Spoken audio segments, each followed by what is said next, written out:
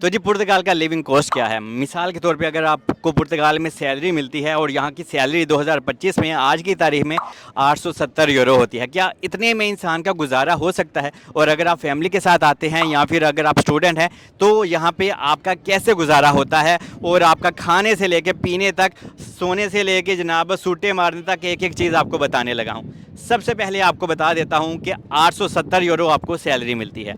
कुछ अच्छी फर्म्स होती हैं, कंपनीज़ होती हैं जो आपको ज़्यादा पैसे भी पे करते हैं। मिसाल के तौर पे अगर आप की फील्ड आईटी से रिलेटेड है तो आपकी तो जनाब 1000-1200 भी सैलरी है और इससे ज़्यादा भी कुछ लोगों की है। लेकिन अगर बेसिक सैलरी की मैं बात करूं जो हर लोग यहाँ पे रहते हैं पे करते हैं, यहाँ पे आस पास में आप देख सकते हैं रेस्टोरेंट्स वगैरह हैं, होटल्स वगैरह हैं, तो 870 यूरो एक इंसान को मिलते हैं।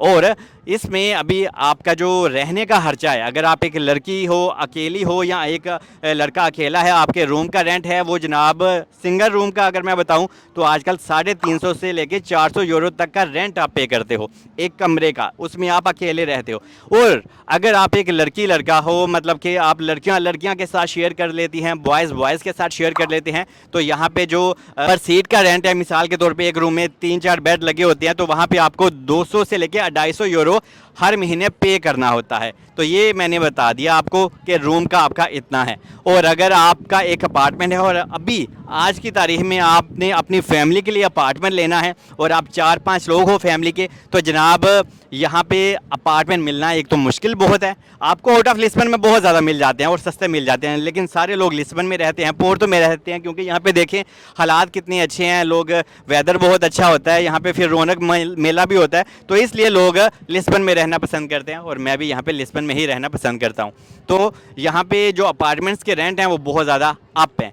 1000 में आपको जनाब आजकल T1 या T2 मिलता है। T2 थोड़ा मुश्किल से मिलता है। T2 आपने लेना है तो आपको जनाब 1000 से 1200 यूरो अपने माइंड में रखना है। तो आप अभी मैनेज कैसे करेंगे? आप कहेंगे यार 870 यूरो तो सैलरी है, मैं 1200 तो मेरा रेंट ही चले जाएगा। तो ऐसे ही चीज़ें हैं, लेकिन आप क्या करते हैं, जब आप वो T2 ले लेते हैं तो आप अपने साथ एक कमरा किसी और को दे देते हैं और आप उससे 500-600 यूरो लेते हैं और आधा आप पे करते हो तो आधा आप किसी दूसरे इंसान से पे करवाते हो। तो इसी तरह से यहाँ पे चीज़ें चलती हैं। और अगर तो आप वैसे ही बहुत अमीर हो और आपको मज़ा करना है, फिर तो जनाब 1000 हो या 2000 हो, फिर तो आपको परेशानी ही नहीं है। और अगर आप अपनी फैमिली के साथ हैं तो हस्बैंड वाइफ दोनों ही अगर जॉब करते हैं तो आपका गुजारा हो जाता है, ठीक है। और अभी खाने पीने का कितना है तो पहले मैं सिंगल बंदे का बता देता हूँ, फैमिली का बाद में बताता हूँ। जैसा कि मैंने कह दिया कि एक सिंगल इंसान को अगर वो बेड शेयर करता है 200-250 यूरो पे करना होता है, तो उसके बाद खाने पीने का जो आपका खर्चा है एक बंदे का वो 100 यूरो से लेके 125 यूरो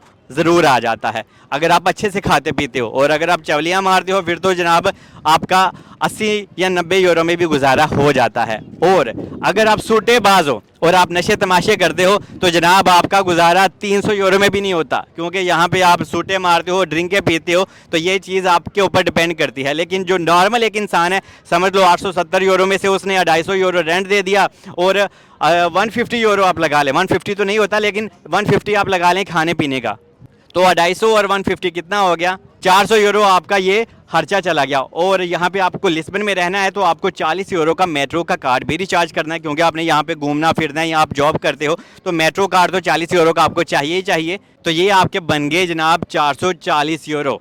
उसके बाद आप 200-250 यूरो अपनी फैमिली को इंडिया पाकिस्तान में सेंड भी कर सकते हो और अपने पास एक्स्ट्रा भी 200 यूरो रख सकते हो। और आपको यहाँ पे अपने पास पैसे ज़रूर रखने चाहिए। कुछ लोग होते हैं पूरे के पूरे पैसे ही अपने होम कंट्री में डाल देते हैं और अल्लाह ना करे यहाँ पे कोई अभी नबी हो जाए तो फिर बाद में बहुत परेशानी होती है। तो अपने पास भी रखा करें, फैमिली को सेंड करें, लेकिन अपने पास भी खर्चा पानी ज़रूर रखा करें। और अभी फैमिली का बताता हूँ, क्योंकि फैमिली के पास अगर आपके साथ कोई बच्चा है तो यहाँ पे पैम्पर वगैरह का खर्चा भी बहुत ठीक ठाक है। और अगर आप बच्चों के साथ इधर उधर शॉपिंग करने के लिए चले जाते हो तो जनाब बच्चे सिस्टम बहुत ज़्यादा करवाते हैं। यहाँ पे बहुत सिस्टम है भाई, वो आपको कहते हैं ये भी चीज़ मैंने लेनी है तो आप मना नहीं कर सकते। और यहाँ पे आप बच्चों को डांट वगैरह भी नहीं सकते, लेकिन कुछ अपने देसी अभी भी डांटते हैं, ठीक है। लेकिन अगर अल्लाह ना करे पुलिस को पता चल जाए तो यहाँ पे वो आपके घरों में एक टीम भेज देते हैं और आपसे आपके बच्चे भी ले लेते हैं। और यहाँ पे वीकेंड में लोग एंजॉय भी करते हैं, बॉयज़ एंड गर्ल्स यहाँ पे डिस्को बार में भी जाते हैं, उसका भी खर्चा होता है। तो अगर पूरे महीने का ये मैं आपकी अय्याशियों का भी खर्चा डालूँ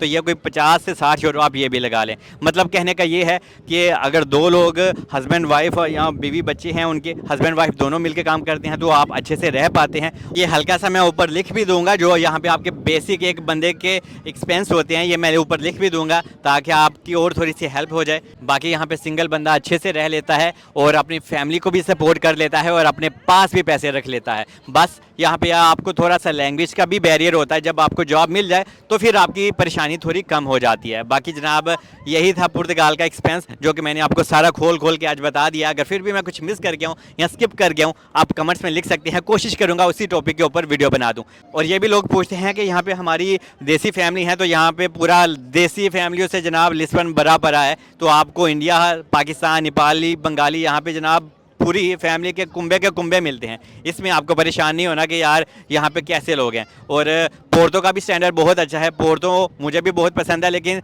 लिस्बन मुझे सबसे ज़्यादा पसंद है। बाकी स्टे ब्लेस, दुआओं में याद रखें।